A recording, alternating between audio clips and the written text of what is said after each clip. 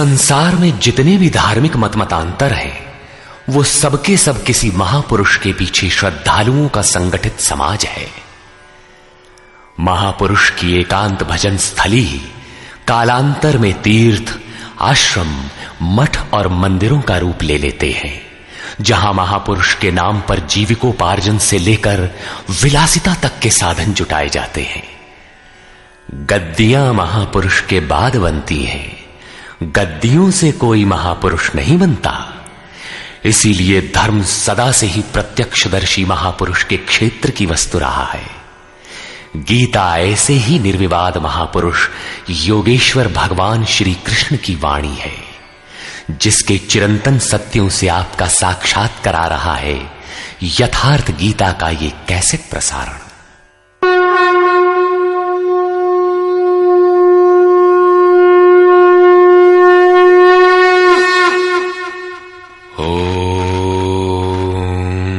श्री परमात्मने नमः।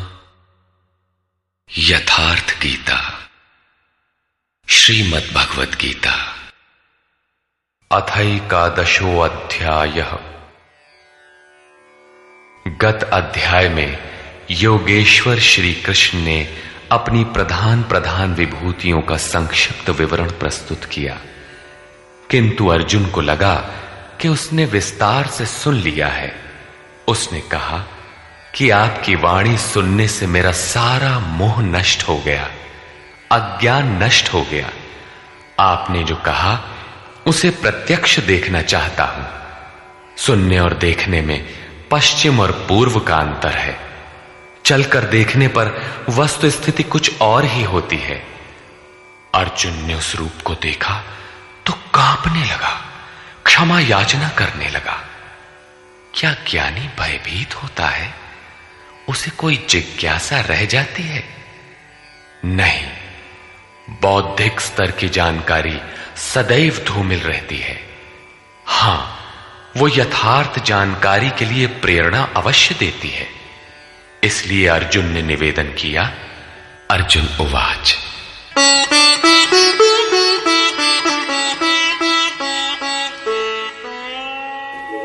मदनुग्रहाय परमं गुह्यमध्यात्मसंगितं यत्त्वयोक्तं वचस्तेन मोहोऽयं विगतो मम। भगवान, मुझ पर अनुग्रह करने के लिए जो आपके द्वारा गोपनीय अध्यात्म में प्रवेश दिलाने वाला उपदेश कहा गया, उससे मेरा ये अज्ञान नष्ट हो गया, मैं ज्ञानी हो गया। भवाप्ययौ हि भूतानां श्रुतौ विस्तरशो मया त्वत्तः कमलपत्राक्ष माहात्म्यमपि चाव्ययम्। कि हे कमल नेत्र, मैंने भूतों की उत्पत्ति और प्रलय आपसे विस्तार पूर्वक सुना है तथा आपका अविनाशी प्रभाव भी सुना है। एवमेतद्यथार्थत्वम् आत्मानं परमेश्वर द्रष्टुमिच्छामि ते रूपम् ऐश्वरं पुरुषोत्तम।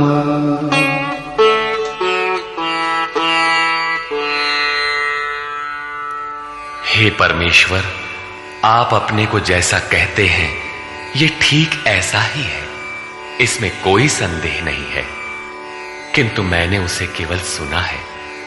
अतः हे पुरुषोत्तम, उस ऐश्वर्य युक्त स्वरूप को मैं प्रत्यक्ष देखना चाहता हूं। मन्यसे यदि तच्छक्यं मया द्रष्टुमिति प्रभो योगेश्वर ततो मे त्वं दर्शयात्मानमव्ययम्। हे प्रभु, मेरे द्वारा आपका वो रूप देखा जाना संभव है। यदि आप ऐसा मानते हो तो योगेश्वर, आप अपने अविनाशी स्वरूप का मुझे दर्शन कराइए।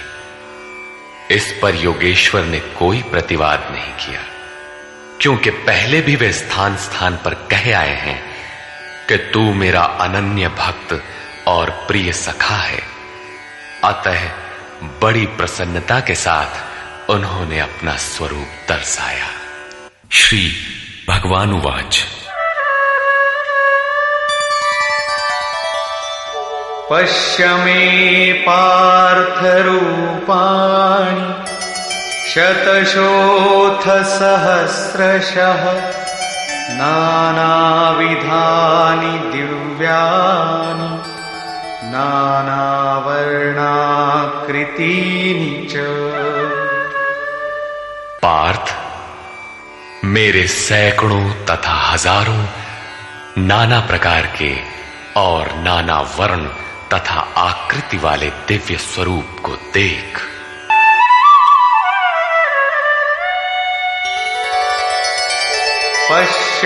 पश्यादित्यान् वसून् रुद्रान् अश्विनो मरुतस्तथा बहून्यदृष्टपूर्वाणि पश्याश्चर्याणि भारत।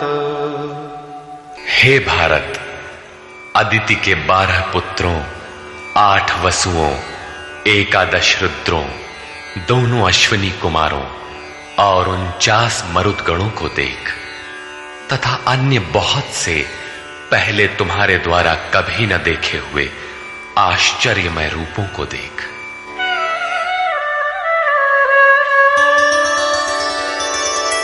इहैकस्थं जगत्कृत्स्नं पश्याद्य सचराचरम् मम देहे गुडाकेश यच्चान्यद्द्रष्टुमिच्छसि।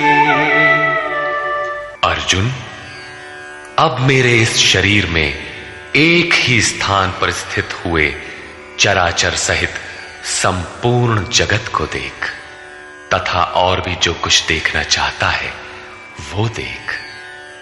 इस प्रकार तीनों श्लोकों तक भगवान लगातार दिखाते चले गए, किंतु अर्जुन को कुछ दिखाई नहीं पड़ा। वो आंखें मलता रह गया। अतः ऐसा दिखाते हुए भगवान सहसा रुक जाते हैं और कहते हैं, न तु मां शक्यसे द्रष्टुम् अनेनैव स्वचक्षुषा दिव्यं ददामि ते चक्षुः पश्य मे योगमैश्वरम्। अर्जुन, तू मुझे अपने नेत्रों द्वारा अर्थात बौद्धिक दृष्टि द्वारा देखने में समर्थ नहीं है, इसलिए मैं तुझे दिव्य अर्थात अलौकिक दृष्टि देता हूं, जिससे तू मेरे प्रभाव और योग शक्ति को देख। इधर योगेश्वर श्री कृष्ण के कृपा प्रसाद से अर्जुन को वही दृष्टि प्राप्त हुई, उसने देखा, और उधर योगेश्वर व्यास के कृपा प्रसाद से वही दृष्टि संजय को मिली थी। जो कुछ अर्जुन ने देखा अक्षरशः वही संजय ने भी देखा और उसके प्रभाव से अपने को कल्याण का भागी बनाया। स्पष्ट है कि श्री कृष्ण एक योगी के समकक्ष है। संजय उवाच।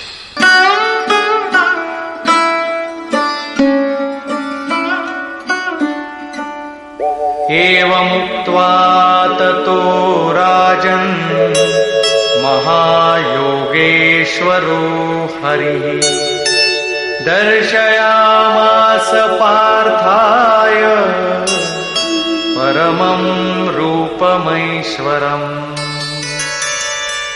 संजय बोला, हे राजन, महायोगेश्वर हरि ने इस प्रकार कहकर उसके उपरांत पार्थ को अपना परम ऐश्वर्य युक्त दिव्य स्वरूप दिखाया, जो स्वयं योगी है और दूसरों को भी योग प्रदान करने की जिसमें क्षमता हो, जो योग का स्वामी हो, उसे योगेश्वर कहते हैं।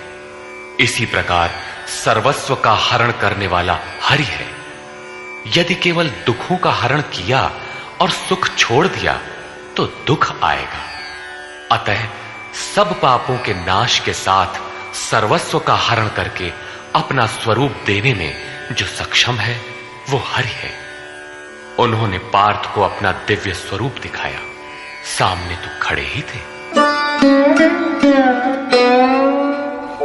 अनेक वक्त्र नयनम अनेकाद्भुत दर्शनम अनेक दिव्याभरणम दिव्यानीकोद्यतायुधम। अनेक मुख और नेत्रों से युक्त, अनेक अद्भुत दर्शनों वाले, अनेक दिव्य भूषणों से युक्त और अनेक दिव्य शस्त्रों को हाथ से उठाए तथा दिव्यमाल्याम्बरधरम दिव्यगंधानुलेपनम सर्वाश्चर्यमयं देवं अनंतं विश्वतोमुखम्।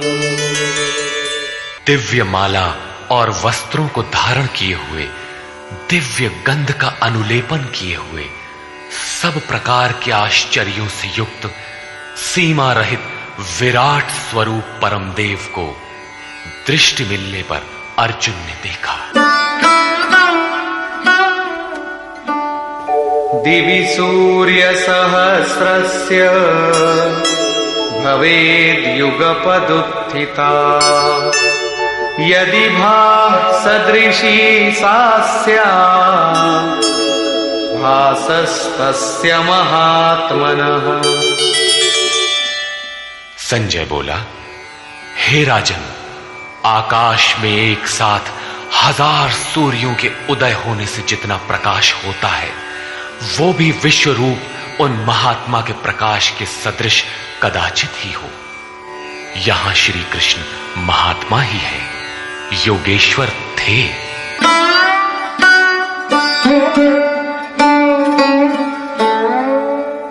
तत्रैकस्थं जगत्कृत्स्नं प्रविभक्तमनेकधा अपश्यद्देवदेवस्य शरीरे पांडवस्तदा।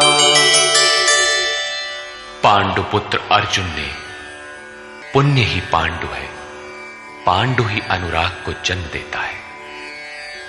उस समय अनेक प्रकार से विभक्त हुए संपूर्ण जगत को उन परम देव के शरीर में एक जगह स्थित देखा।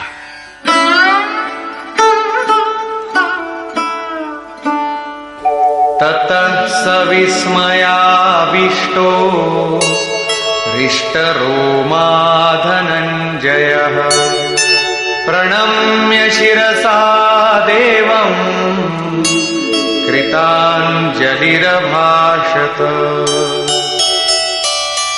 इसके पश्चात आश्चर्य से युक्त हर्षित रोमों वाला वो अर्जुन परमात्मा देव को शिर से प्रणाम कर हाथ जोड़कर बोला।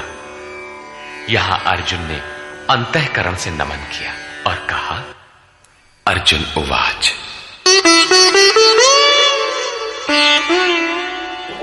पश्यामि देवांस्तव देवदेहे सर्वांस्तथा भूतविशेषसङ्घान् ब्रह्माणमीशं कमलासनस्थं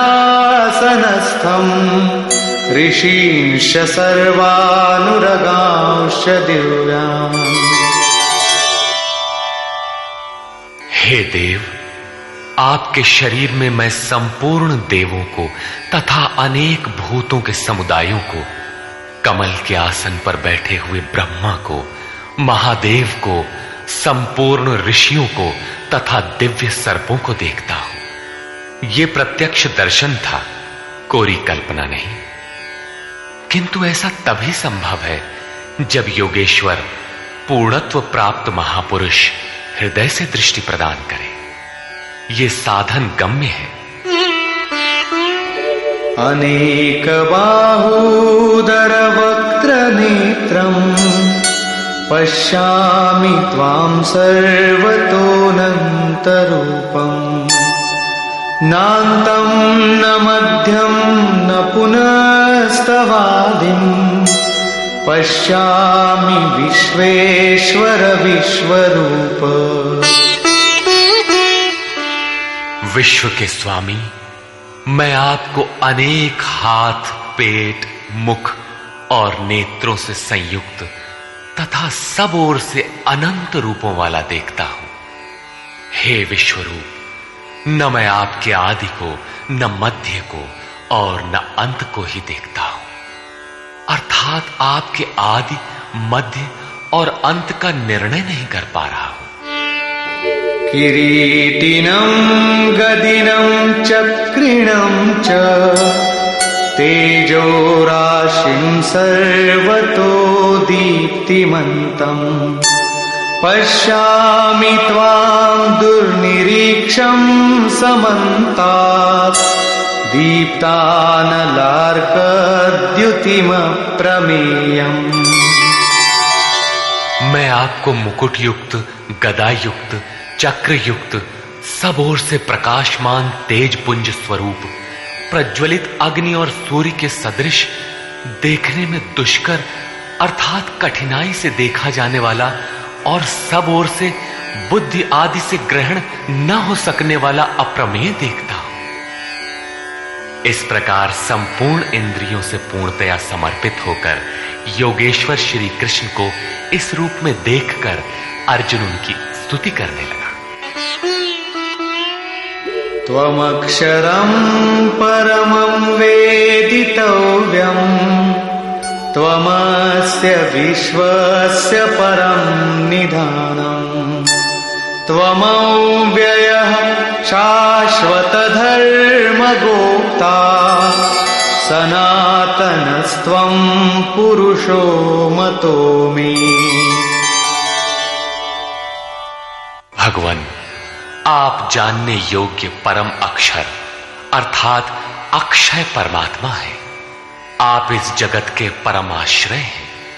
आप शाश्वत धर्म के रक्षक हैं तथा आप अविनाशी सनातन पुरुष हैं, ऐसा मेरा मत है। आत्मा का स्वरूप क्या है? शाश्वत है, सनातन है, अव्यक्त रूप है, अविनाशी है। यहां कृष्ण का क्या स्वरूप है?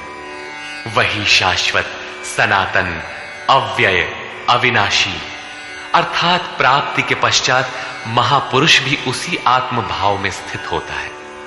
तभी तो भगवान और आत्मा एक ही लक्षण वाले हैं।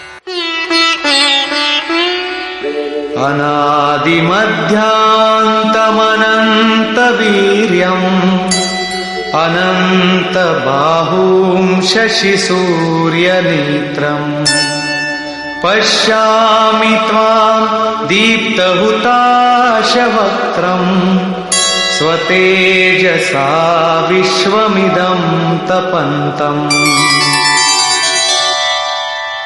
हे परमात्मन, मैं आपको आदि, मध्य और अंत से रहित, अनंत सामर्थ्य से युक्त, अनंत हाथों वाला, चंद्रमा और सूर्य रूपी नेत्रों वाला तथा प्रज्वलित अग्नि रूपी मुख वाला तथा अपने तेज से इस जगत को तपाते हुए देखता हूं।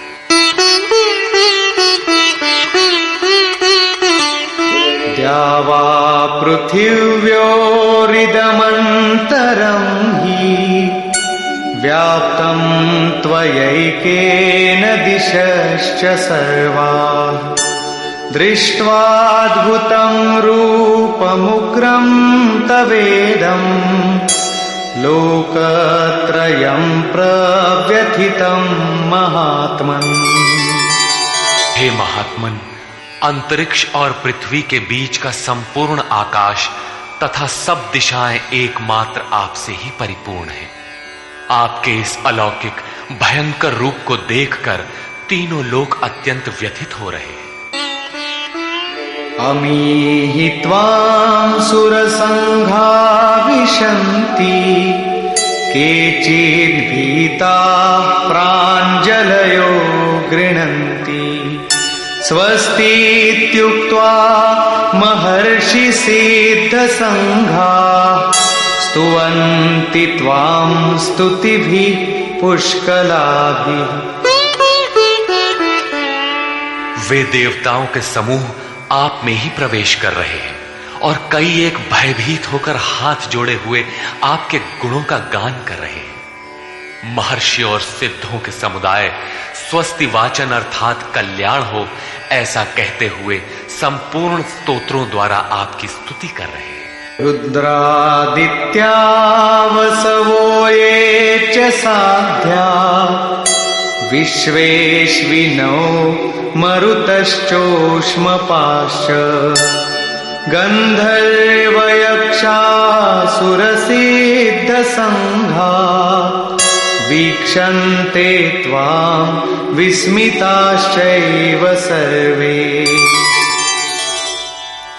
रुद्र, आदित्य, वसु, साध्य, विश्वदेव, अश्वनी कुमार, वायुदेव और पितरों तथा गंधर्व, यक्ष, राक्षस और सिद्धों के समुदाय सभी आश्चर्य से आपको देख रहे हैं, अर्थात देखते हुए भी समझ नहीं पा रहे, क्योंकि उनके पास वो दृष्टि ही नहीं है।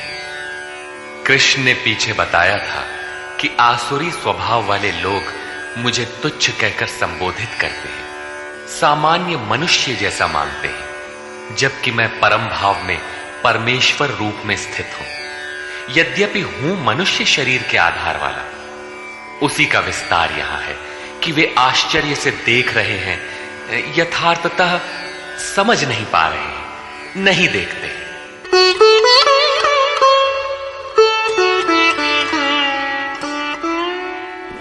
रूपं महत्ते बहुवक्त्र नेत्रम् महाबाहो बहुबाहुरुपादम् बहूदरं बहुदंष्ट्राकरालम् दृष्ट्वा लोका प्रव्यथितास्तथाहम्। महाबाहो, कृष्ण महाबाहु है और अर्जुन है। प्रकृति से परे महान सत्ता में जिसका कार्य क्षेत्र हो वो महाबाहु है। कृष्ण महानता के क्षेत्र में पूर्ण है, अधिकतम सीमा में है। अर्जुन उसी की प्रवेशिका में है, मार्ग में है। मंजिल मार्ग का दूसरा छोर ही तो है। महाबाहु योगेश्वर, आपके बहुत मुख और नेत्रों वाले, बहुत हाथ, जंघा और पैरों वाले, बहुत उदरों वाले, अनेक विकराल दाढ़ों वाले महान रूप को देखकर सब लोग व्याकुल हो रहे हैं तथा मैं भी व्याकुल हो रहा हूं। अब अर्जुन को कुछ भय हो रहा है कि श्री कृष्ण इतने महान हैं।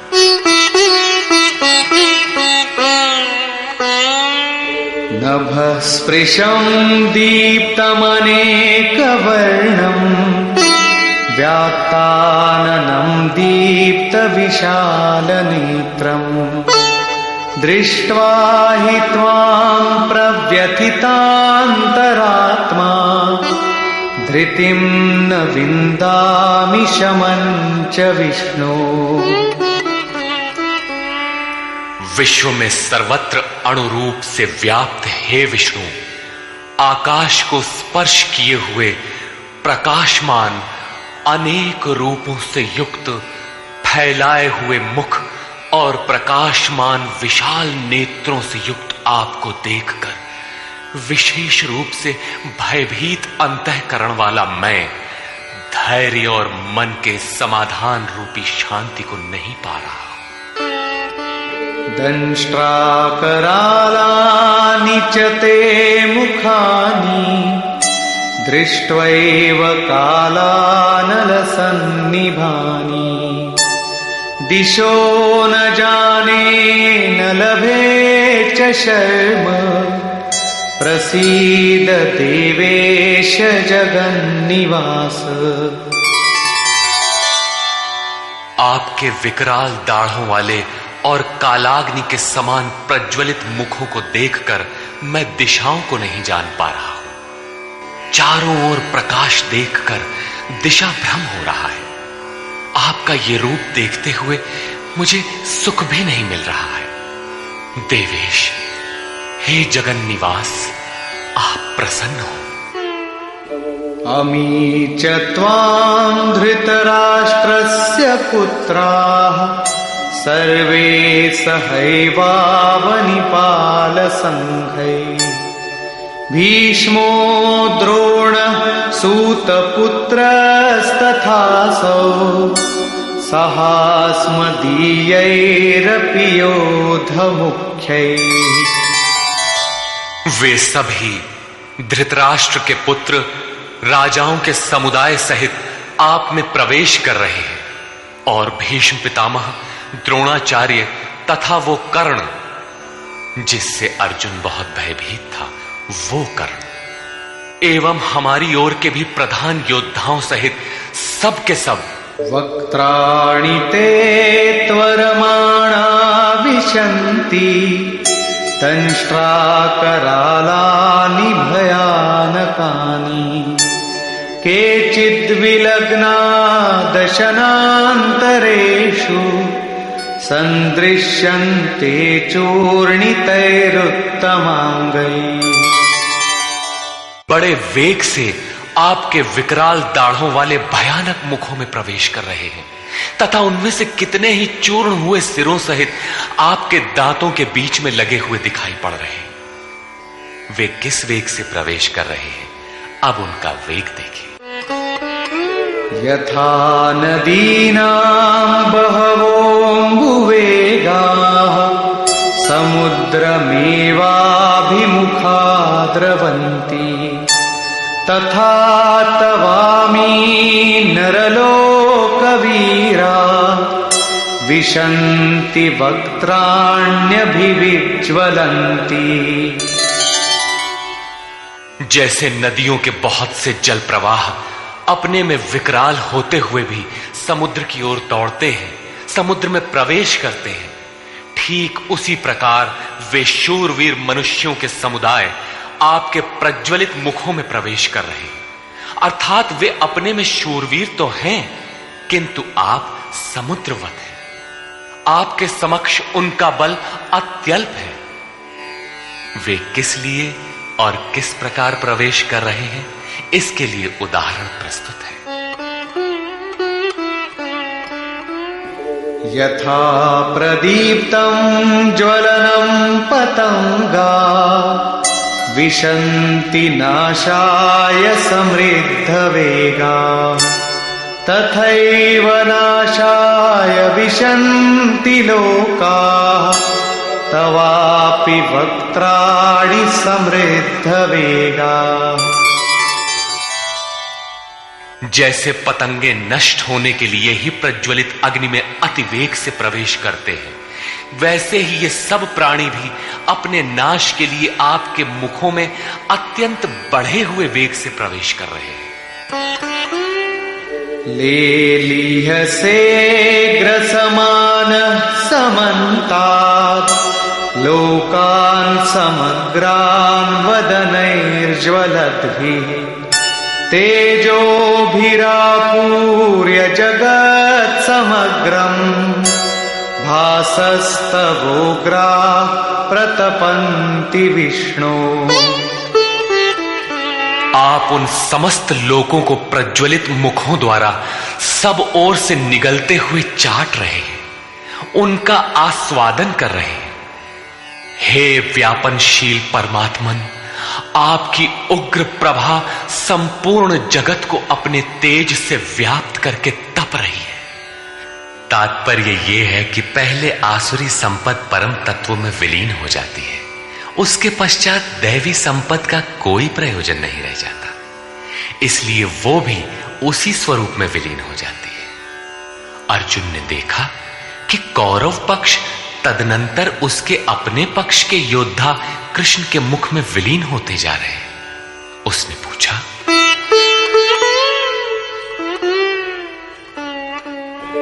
आख्याहि मे को भवानुग्र रूपो नमोस्तु ते देववर प्रसीद विज्ञातुमिच्छामि भवन्तमाद्यं न हि प्रजानामि तव प्रवृत्तिम्। मुझे बताइए कि भयंकर आकार वाले आप कौन हैं? हे देवों में श्रेष्ठ, आपको नमस्कार है। आप प्रसन्न हो।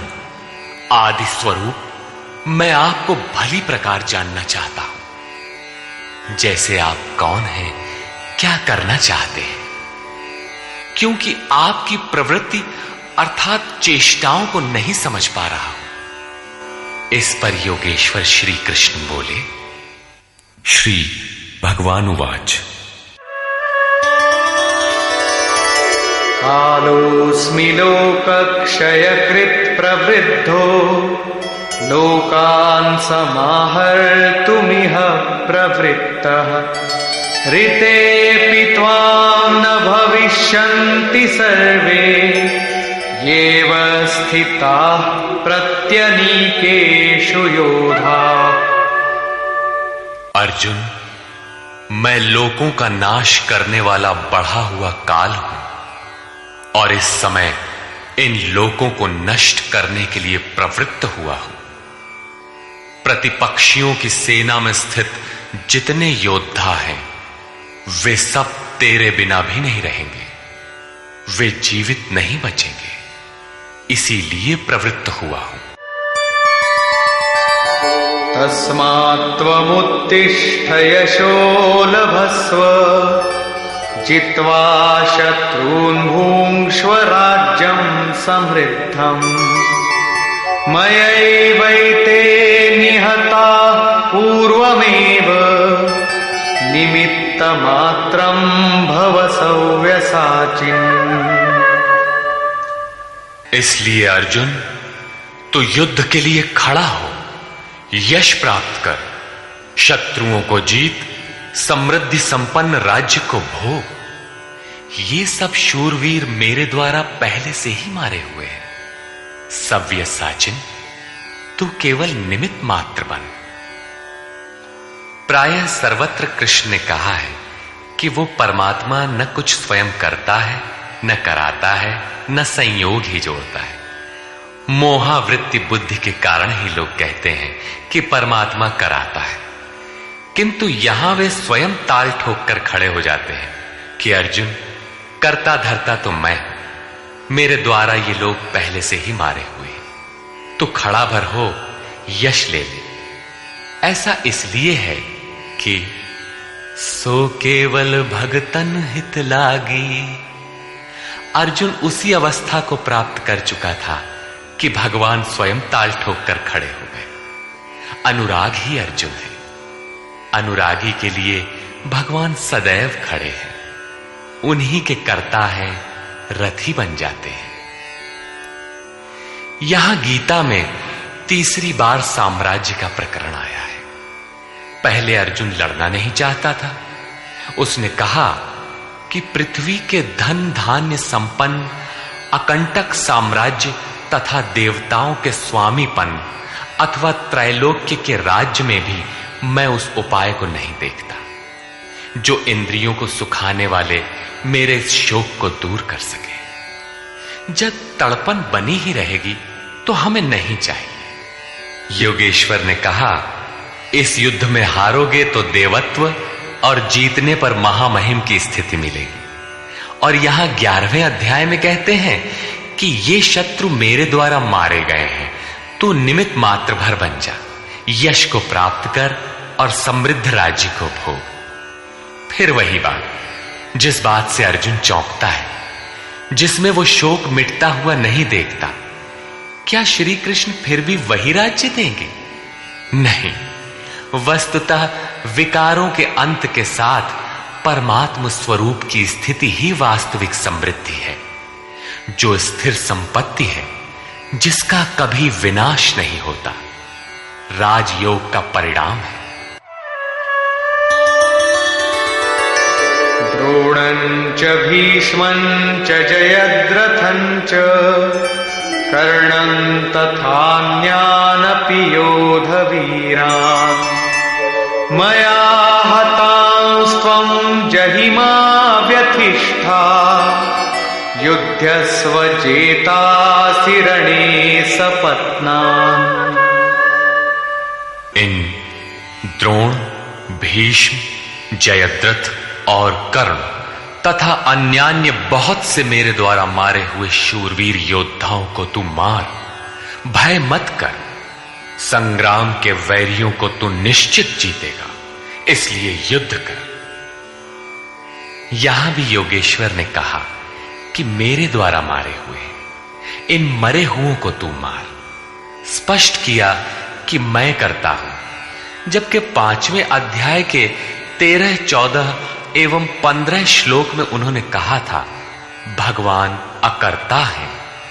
18वें अध्याय में वे कहते हैं शुभ अथवा अशुभ प्रत्येक कार्य के होने में 5 माध्यम हैं: अधिष्ठान, कर्ता, करण, चेष्टा और दैव। जो कहते हैं कैवल्य स्वरूप परमात्मा करते हैं, वे अविवेकी हैं, यथार्थ नहीं जानते, अर्थात भगवान नहीं करते। ऐसा विरोधाभास क्यों? वस्तुतः प्रकृति और उस परमात्म पुरुष के बीच एक सीमा रेखा है। जब तक प्रकृति के परमाणुओं का दबाव अधिक रहता है, तब तक माया प्रेरणा देती है, और जब साधक उससे ऊपर उठ जाता है, ईश्वर, इष्ट अथवा सद्गुरु के कार्यक्षेत्र में प्रवेश प्राप्त कर लेता है। उसके बाद सद्गुरु, इष्ट, याद रहे प्रेरक के स्थान पर सद्गुरु, आत्मा, परमात्मा, इष्ट, भगवान पर्यायवाची। कुछ भी कहें, कहता भगवान ही है। हृदय से रथी हो जाता है।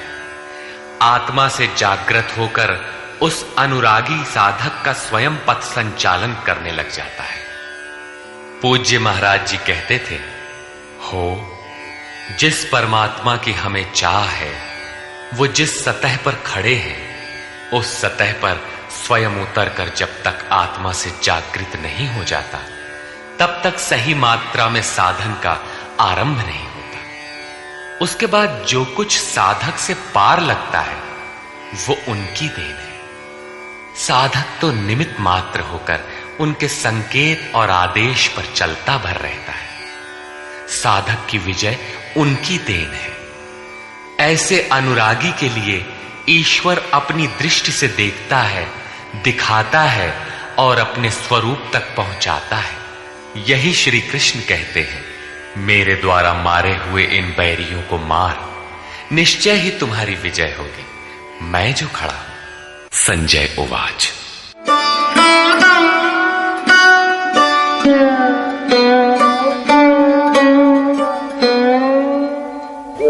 एतत् श्रुत्वा वचनं केशवस्य कृताञ्जलिर्वेपमानः किरीटी नमस्कृत्वा भूय एवाह कृष्णं सगद्गदं भीतभीतः प्रणम्य। संजय बोला, जो कुछ अर्जुन ने देखा ठीक वैसा ही संजय ने देखा है। अज्ञान से आच्छादित मन ही अंधा धृतराष्ट्र है, लेकिन ऐसा मन भी संयम के माध्यम से भली प्रकार देखता, सुनता और समझता है। केशव के इन उपर्युक्त वचनों को सुनकर किरीटधारी अर्जुन भयभीत होकर कांपता हुआ हाथ जोड़कर नमस्कार करके फिर श्री कृष्ण से इस प्रकार गदगद वाणी में ही बोला। अर्जुन उवाच। स्थाने ऋषिकेश तव प्रकीर्त्या जगत् प्रहृष्यत्यनुरज्यते च रक्षांसि भीतानि दिशो द्रवन्ति सर्वे नमस्यन्ति च सिद्धसंघाः। हे अंतर्यामिन ऋषिकेश, ये उचित ही है कि आपकी कीर्ति से संसार हर्षित होता है और अनुराग को प्राप्त होता है। आपकी ही महिमा से भयभीत हुए राक्षस दिशाओं में भागते हैं और सब सिद्ध गणों के समुदाय आपकी महिमा को देखकर नमस्कार करते हैं।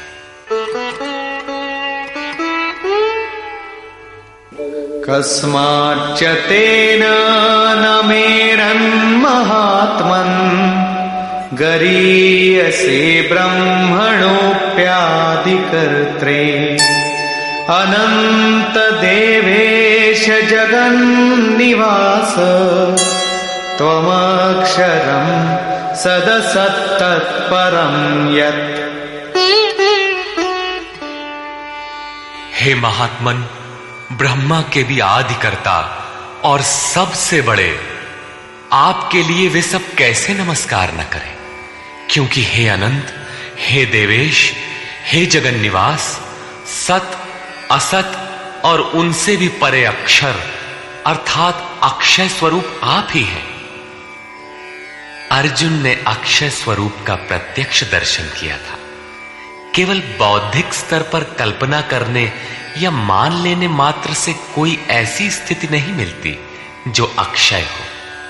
अर्जुन का प्रत्यक्ष दर्शन उसकी आंतरिक अनुभूति है। उसने सविनय कहा,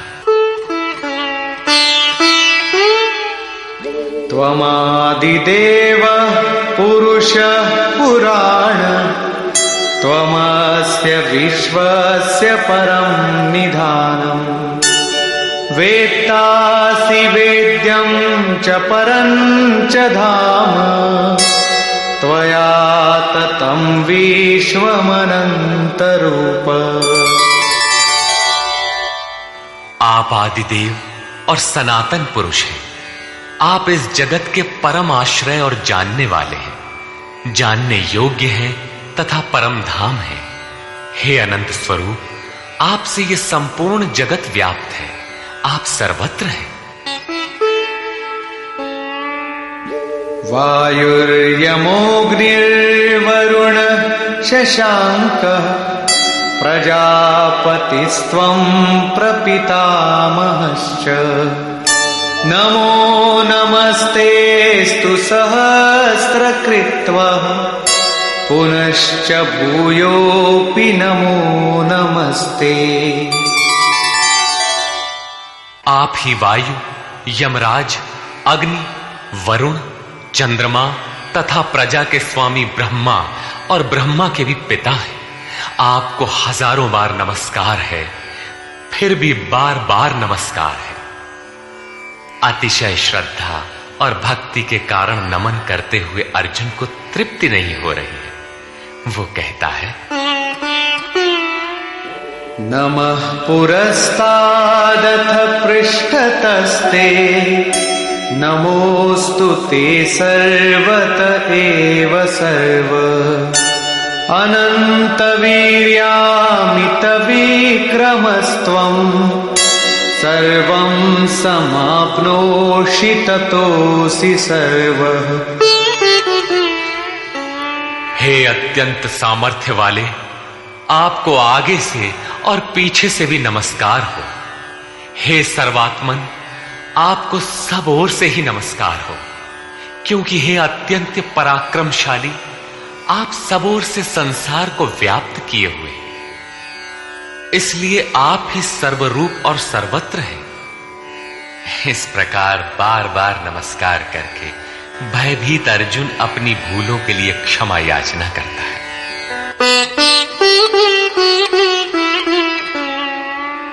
सखेति मत्वा प्रसभं यदुक्तम् हे कृष्ण हे यादव हे सखेति अजानता महिमानं तवेदं मया प्रमादात् प्रणयेन वापि। आपके इस प्रभाव को न जानते हुए आपको सखा मित्र मानकर मेरे द्वारा प्रेम अथवा प्रमाद से भी हे कृष्ण, हे यादव, हे सखा, इस प्रकार जो कुछ भी हठपूर्वक कहा गया है तथा यच्चावहासार्थमसत्कृतोऽसि विहारशय्यासन भोजनेषु एकोऽथवाप्यच्युत तत्समक्षम् तत्क्षामये त्वामहमप्रमेयम्।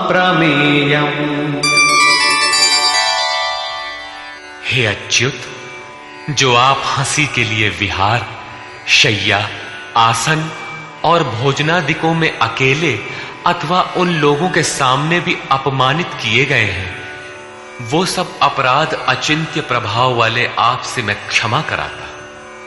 किस प्रकार क्षमा करें? पितासि लोकस्य चराचरस्य त्वमस्य पूज्यश्च गुरुर्गरीयान् न त्वत्समोऽस्त्यभ्यधिकः कुतोऽन्यो लोकत्रयेऽप्य प्रतिमप्रभाव। आप इस चराचर जगत के पिता, गुरु से भी बड़े गुरु और अति पूजनीय हैं, जिसकी कोई प्रतिमा नहीं, ऐसे अप्रतिम प्रभाव वाले। आपके समान तीनों लोकों में दूसरा कोई नहीं है, फिर अधिक कैसे होगा? आप सखा भी नहीं, सखा तो समकक्ष होता है।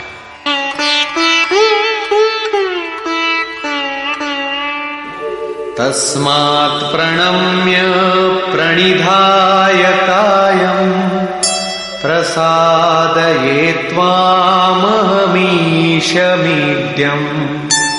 पितेव पुत्रस्य सखेव सख्युः प्रियः प्रियायार्हसि देव सोढुम्। आप चराचर के पिता हैं, इसलिए मैं अपने शरीर को भली प्रकार आपके चरणों में रखकर प्रणाम करके स्तुति करने योग्य आप ईश्वर को प्रसन्न होने के लिए प्रार्थना करता हूं। हे देव, पिता जैसे पुत्र के, सखा जैसे सखा के और पति जैसे प्रिय स्त्री के अपराधों को क्षमा करता है, वैसे ही आप भी मेरे अपराधों को सहन करने योग्य हैं। अपराध क्या था? हमने कभी हे यादव, हे सखा, हे कृष्ण कहा था? समाज के बीच अथवा एकांत में कहा था? भोजन के समय अथवा सोने के समय कहा था? क्या कृष्ण कहना अपराध था? काले थे ही, गोरे कैसे कहे जाते? यादव कहना भी अपराध नहीं था, क्योंकि यदुकुल में तो जन्म ही हुआ था। सखा कहना भी अपराध नहीं था, क्योंकि स्वयं कृष्ण भी अपने को अर्जुन का सखा मानते थे। जब कृष्ण कहना अपराध ही है, एक बार कृष्ण कहने के लिए अर्जुन अनंत बार गिड़गिड़ाकर क्षमा याचना कर रहा है, तो जब किसका करे, नाम कौन सा लें? वस्तुतः चिंतन का जैसा विधान स्वयं योगेश्वर श्री कृष्ण ने बताया है, वैसा ही आप करें। उन्होंने पीछे बताया, ओमित्येकाक्षरम ब्रह्म व्याहरन मामनुस्मरन। अर्जुन, ओम, बस इतना ही अक्षय ब्रह्म का परिचायक है। इसका तू जप कर और ध्यान मेरा धर, क्योंकि उस परम भाव में प्रवेश मिल जाने के पश्चात उन महापुरुष का भी यही नाम है, जो उस अव्यक्त का परिचायक है। प्रभाव देखने पर अर्जुन ने पाया कि ये न तो काले हैं, न गोरे, न सखा है, न यादव, ये तो अक्षय ब्रह्म की स्थिति वाले महात्मा है। संपूर्ण गीता में योगेश्वर श्री कृष्ण ने 5 बार ओम के उच्चारण पर बल दिया। अब यदि आपको जप करना है तो कृष्ण कृष्ण न कहकर ओम का ही जप करें। प्रायः भाविक लोग कोई ना कोई रास्ता निकाल लेते हैं। कोई ओम जपने के अधिकार और अनाधिकार की चर्चा से भयभीत है तो कोई महात्माओं की दुहाई देता है, अथवा कोई कृष्ण ही नहीं, उनसे पहले राधा और गोपियों का नाम भी उनकी शीघ्र प्रसन्नता के लोभ में जपता है। पुरुष श्रद्धामय है, इसलिए उनका ऐसा जपना मात्र भावुकता है। यदि आप सचमुच भाविक हैं तो उनके आदेश का पालन करें। वे अव्यक्त में स्थित होते हुए भी आज आपके सामने नहीं है, लेकिन उनकी वाणी आपके समक्ष है। उनकी आज्ञा का पालन करें, अन्यथा आप ही बताइए कि गीता में आपका क्या स्थान है। हां, इतना अवश्य है कि अध्येष्यते च य इमं श्रद्धावानन् सूयश्च शृणुयादपि यो नरः। जो अध्ययन करता है, सुनता है, वो ज्ञान तथा यज्ञ को जान लेता है, शुभ लोकों को पा जाता है। अतः अध्ययन अवश्य करें। प्राण अपान के चिंतन में कृष्ण नाम का क्रम पकड़ में नहीं आता। बहुत से लोग कोरी भावुकतावश केवल राधे राधे कहने लगे। आजकल अधिकारियों से काम न होने पर उनके सगे संबंधियों से, प्रेमी या पत्नी से सोर्स लगाकर काम चला लेने की परंपरा है। लोग सोचते हैं कदाचित भगवान के घर में भी ऐसा चलता होगा, अतः उन्होंने कृष्ण कहना बंद करके राधे राधे कहना आरंभ कर दिया। वे कहते हैं राधे राधे श्याम मिला दे।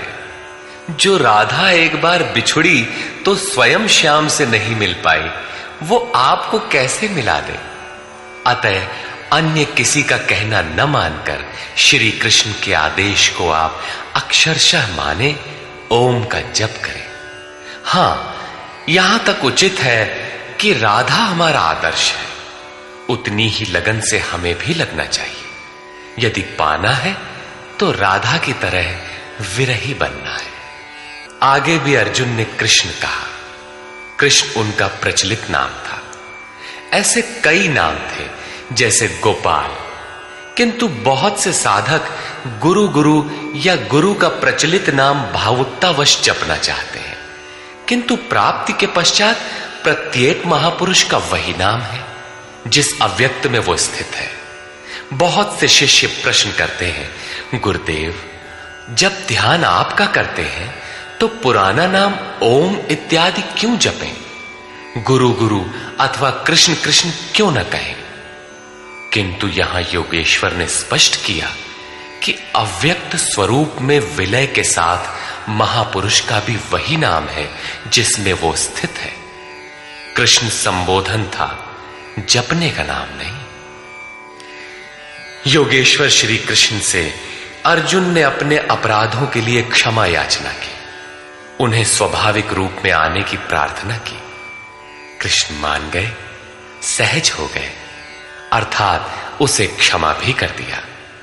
उसने निवेदन किया, अदृष्टपूर्वं हृषितोऽस्मि दृष्ट्वा भयेन च प्रव्यथितं मनो मे तदेव मे दर्शय देवरूपं प्रसीद देवेश जगन्निवास। अभी तक अर्जुन के समक्ष योगेश्वर विश्व रूप में है, अतः वो कहता है कि मैं पहले न देखे हुए आपके इस आश्चर्यमय रूप को देखकर हर्षित हो रहा हूं, तथा मेरा मन भय से अति व्याकुल भी हो रहा है। पहले तो सखा समझता था, धनुर्विद्या में कदाचित अपने को कुछ आगे ही पाता था, किंतु अब प्रभाव देखकर भय हो रहा है। पिछले अध्याय में प्रभाव सुनकर वो अपने को ज्ञानी मानता था। ज्ञानी को कहीं भय नहीं होता है। वस्तुतः प्रत्यक्ष दर्शन का प्रभाव ही विलक्षण होता है। सब कुछ सुन लेने और मान लेने के बाद भी सब कुछ चलकर जानना शेष ही रहता है। वो कहता है, पहले न देखे हुए आपके इस रूप को देखकर मैं हर्षित हो रहा हूं, मेरा मन भय से व्याकुल भी हो रहा है। अतः हे देव, आप प्रसन्न हो। हे देवेश, हे जगन्निवास, आप अपने उस रूप को ही मुझे दिखाइए। कौन सा रूप? किरीटिनं गदिनं चक्रहस्तम् इच्छामि त्वां द्रष्टुमहं तथैव। तेनैव रूपेण चतुर्भुजेन सहस्रबाहो भव विश्वमूर्ते। मैं आपको वैसे ही, अर्थात पहले की ही तरह सिर पर मुकुट धारण किए हुए, हाथ में गदा और चक्र लिए हुए देखना चाहता हूं। इसलिए हे विश्वरूप, हे सहस्त्र बाहु, आप अपने उसी चतुर्भुज स्वरूप में होइए। कौन सा रूप देखना चाहा? चतुर्भुज रूप। अब देखना है कि चतुर्भुज रूप है क्या। श्री भगवानुवाच।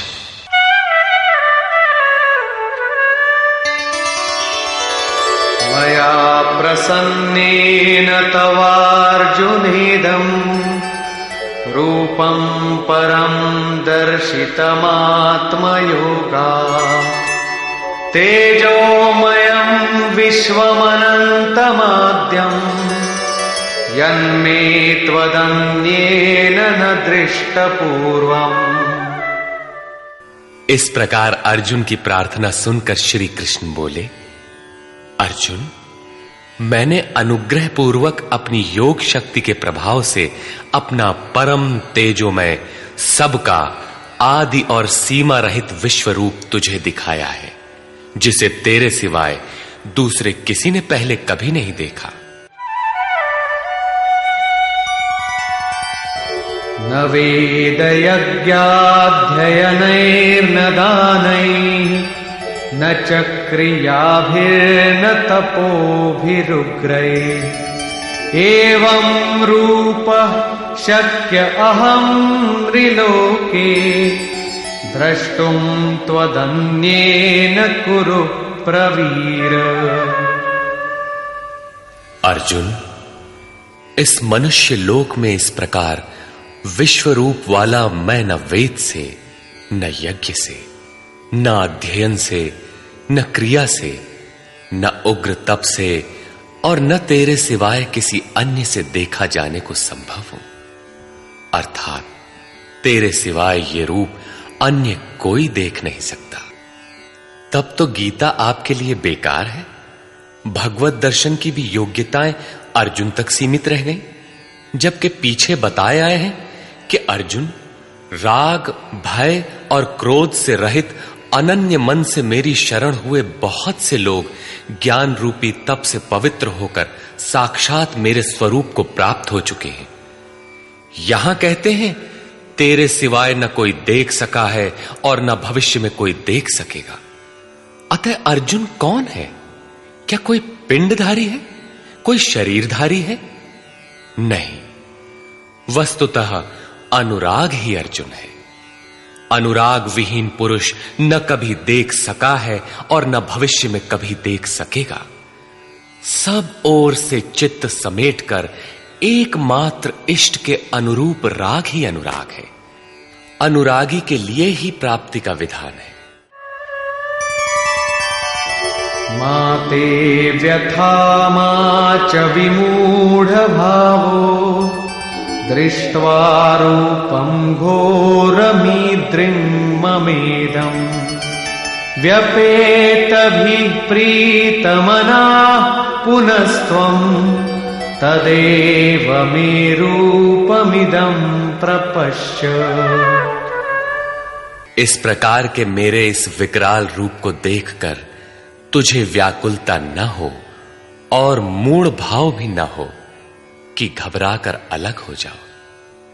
अब तू भय रहित और प्रीति युक्त मन से उसी मेरे इस रूप को, अर्थात चतुर्भुज रूप को फिर देख। संजय उवाच। इत्यर्जुनं वासुदेवस्तथोक्त्वा स्वकं रूपं दर्शयामास भूयः आश्वासयामास च भीतमेनं भूत्वा पुनः सौम्य वपुर्महात्मा।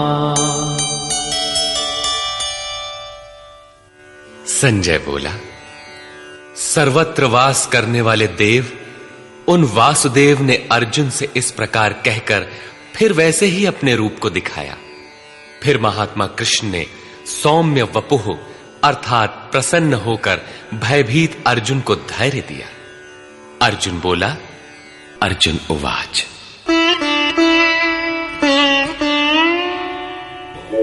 दृष्ट्वेदं मानुषं रूपं तव सौम्यं जनार्दन इदानीमस्मि संवृत्तः सचेताः प्रकृतिं गतः।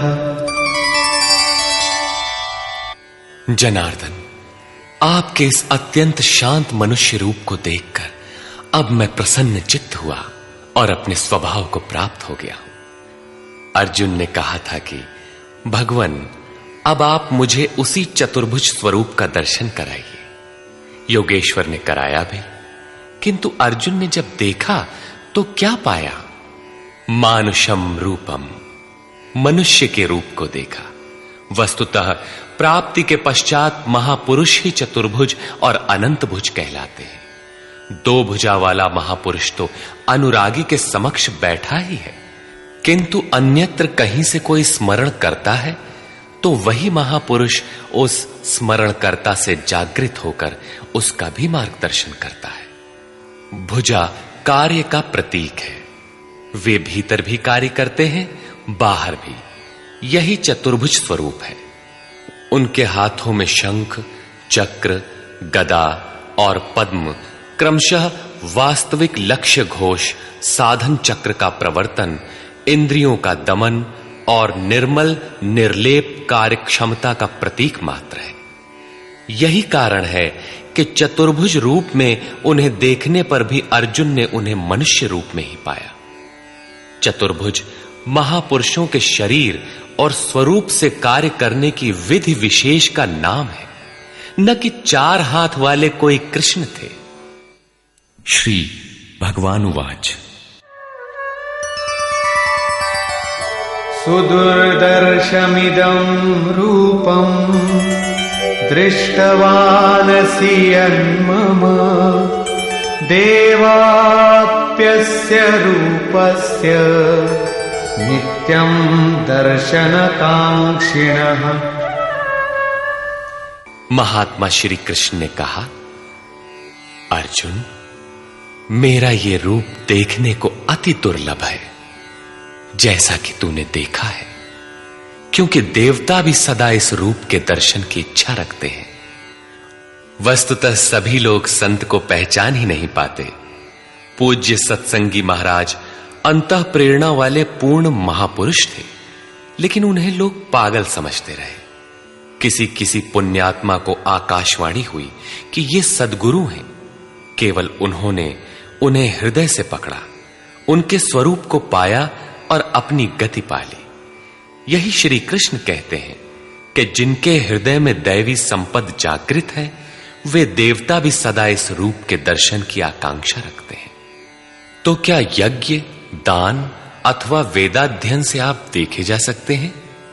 वे महात्मा कहते हैं,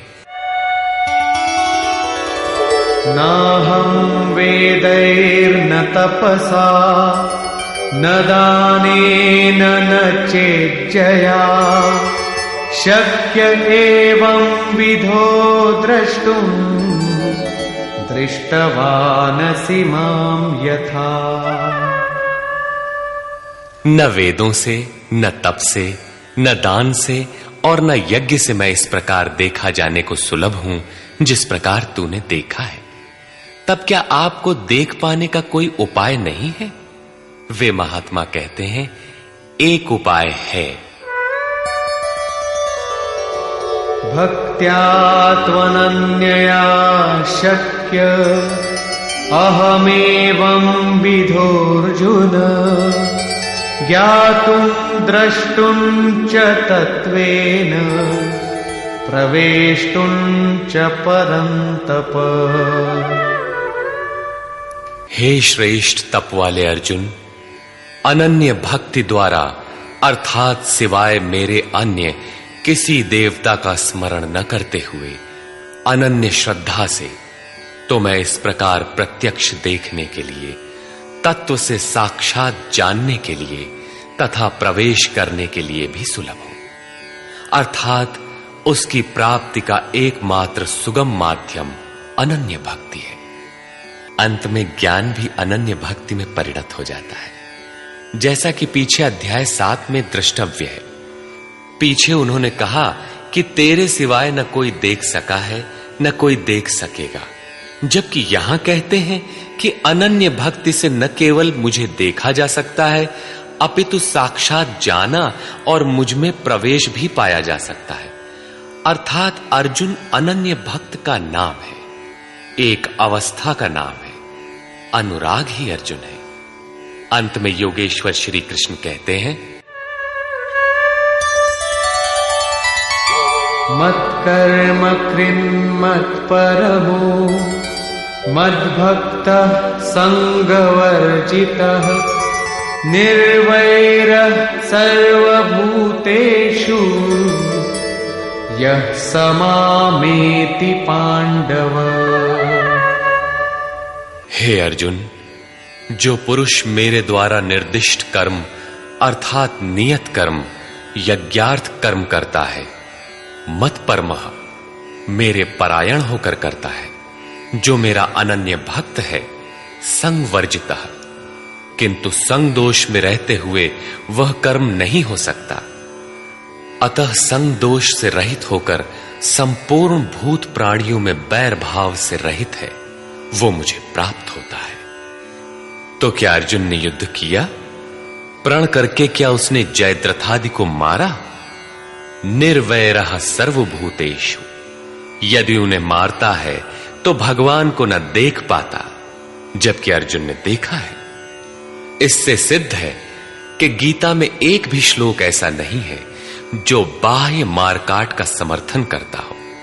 जो निर्दिष्ट कर्म यज्ञ की प्रक्रिया का आचरण करेगा, जो अनन्य भाव से उनके सिवाय किसी का स्मरण तक नहीं करेगा, जो संग दोष से अलग रहेगा, तो युद्ध कैसा?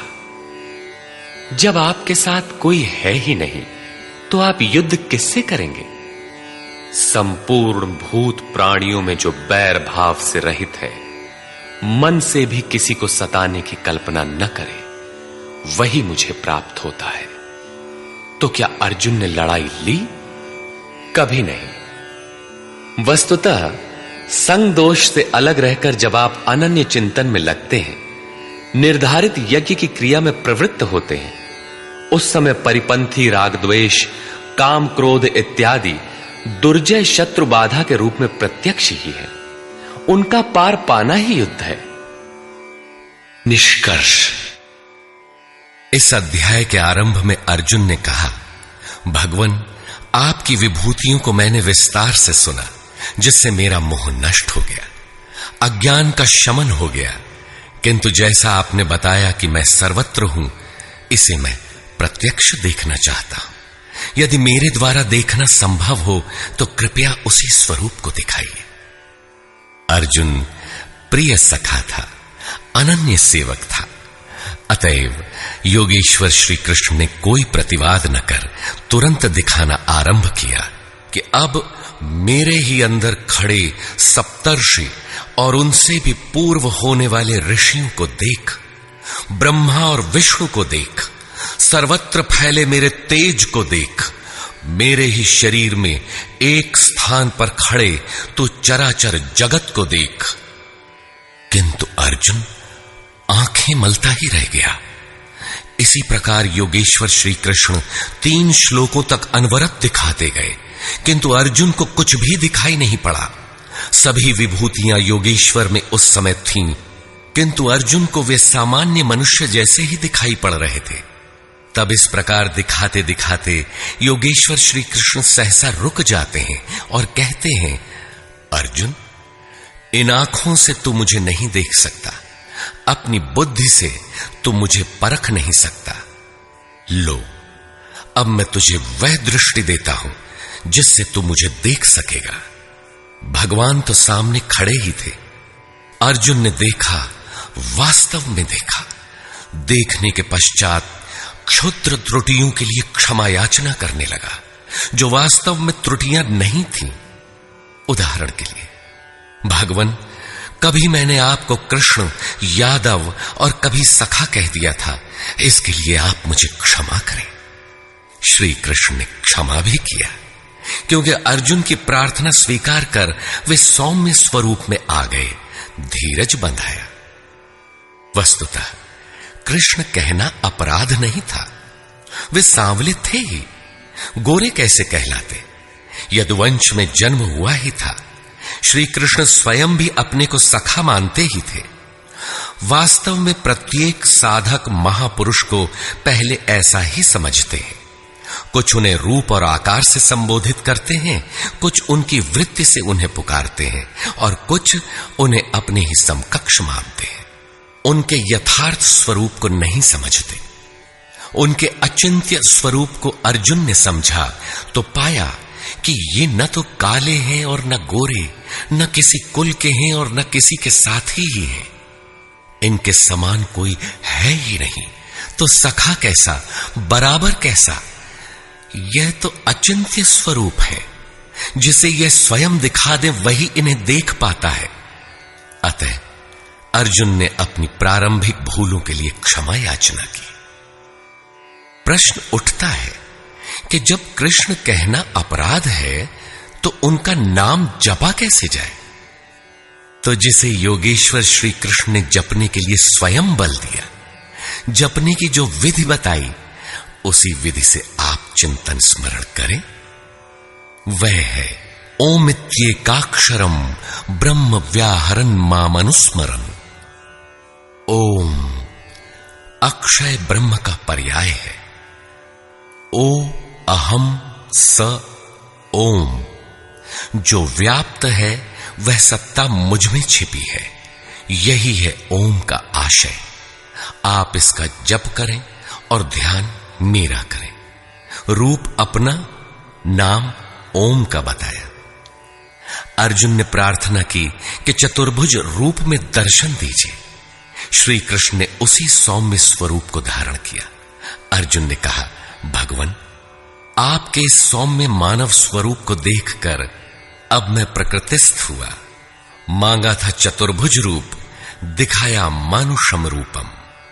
वास्तव में शाश्वत में प्रवेश वाला योगी शरीर से यहां बैठा है, बाहर दो हाथों से कार्य करता है और साथ ही अंतरात्मा से जागृत होकर जहां से भी जो भाविक स्मरण करते हैं, एक साथ सर्वत्र उनके हृदय से जागृत होकर प्रेरक के रूप में कार्य करता है। हाथ उसके कार्य का प्रतीक है। यही चतुर्भुज है। श्री कृष्ण ने कहा, अर्जुन, तेरे सिवाय मेरे इस रूप को न कोई देख सका और भविष्य में न कोई देख सकेगा। तब गीता तो हमारे लिए व्यर्थ है। किंतु नहीं, योगेश्वर कहते हैं, एक उपाय है। जो मेरा अनन्य भक्त है, मेरे सिवाय जो दूसरे किसी का स्मरण न करके निरंतर मेरा ही चिंतन करने वाला है, उसकी अनन्य भक्ति के द्वारा मैं प्रत्यक्ष देखने को, अर्थात जैसा तूने देखा है, तत्व से जानने को और प्रवेश करने को भी सुलभ हूं। अर्थात अर्जुन अनन्य भक्त था। भक्ति का परमार्जित रूप है अनुराग। इष्ट के अनुरूप लगाओ। मिलहि न रघुपति बिनु अनुरागा। अनुराग विहीन पुरुष न कभी पाया है और न पा सकेगा। अनुराग नहीं है तो कोई लाख योग करे, जप करे, तप करे या दान करे, वह नहीं मिलता। अतः इष्ट के अनुरूप राग अथवा अनन्य भक्ति नितांत आवश्यक है। अंत में श्री कृष्ण ने कहा, अर्जुन, मेरे द्वारा निर्दिष्ट कर्म को कर, मेरा अनन्य भक्त होकर कर, मेरी शरण होकर कर, किंतु संग दोष से अलग रहकर, संग दोष में यह कर्म हो ही नहीं सकता। अतः संग दोष इस कर्म के संपादित होने में बाधक है। जो बैर भाव से रहित है वही मुझे प्राप्त करता है। जब संग दोष नहीं है, जहां हमें छोड़कर दूसरा कोई है ही नहीं, बैर का मानसिक संकल्प भी नहीं है, तो युद्ध कैसा? बाहर दुनिया में लड़ाई झगड़े होते रहते हैं, किंतु विजय जीतने वालों को भी नहीं मिलती। दुर्जय संसार रूपी शत्रु को असंगता रूपी शस्त्र से काटकर परम में प्रवेश पा जाना ही वास्तविक विजय है, जिसके पीछे हार नहीं है। इस अध्याय में पहले तो योगेश्वर श्री कृष्ण ने अर्जुन को दृष्टि प्रदान की, फिर अपने विश्व रूप का दर्शन कराया। अतः ओम तत्सदिति श्रीमद्भगवद गीता सूपनिषत्सु ब्रह्म विद्यायाम योग शास्त्रे श्री कृष्णार्जुन संवादे विश्व रूप दर्शन योगो नामैकादशो अध्यायः। इस प्रकार स्वामी अड़गड़ानंद कृत श्रीमद् भगवद गीता का 11वां अध्याय पूर्ण होता है। हरि ओम तत्सत्।